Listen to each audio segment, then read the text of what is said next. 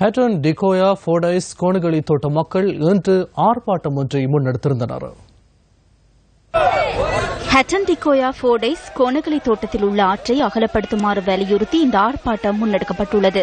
கோணகலை தோட்ட வழிப்பிள்ளையார் சந்தியில் இருந்து ஆரம்பமான ஆர்ப்பாட்டம் வடல்களி சந்தி வரை சென்றது. தமது குடியிருப்புகளுக்கு அருகாமையில் உள்ள ஆற்றில் மழைக்காலங்களில் அடிக்கடி வெள்ளம் ஏற்பட்டு குடியிருப்புகளுக்குள் வெள்ள நீர் புகுவதாகவும் ஆர்ப்பாட்டத்தில் ஈடுபட்டவர்கள் தெரிவித்துள்ளனர்.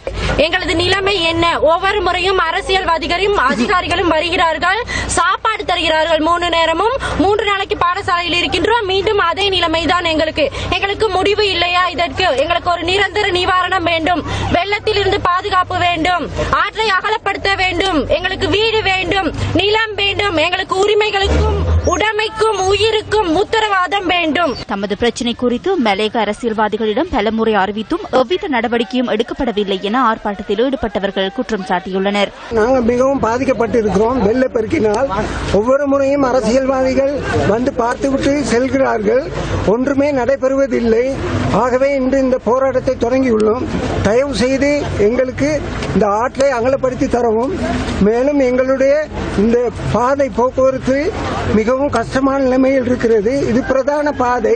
இங்கு பாடசாலை சிறார்கள் மிகவும் கஷ்டத்துக்குள்ளாகிறார்கள்.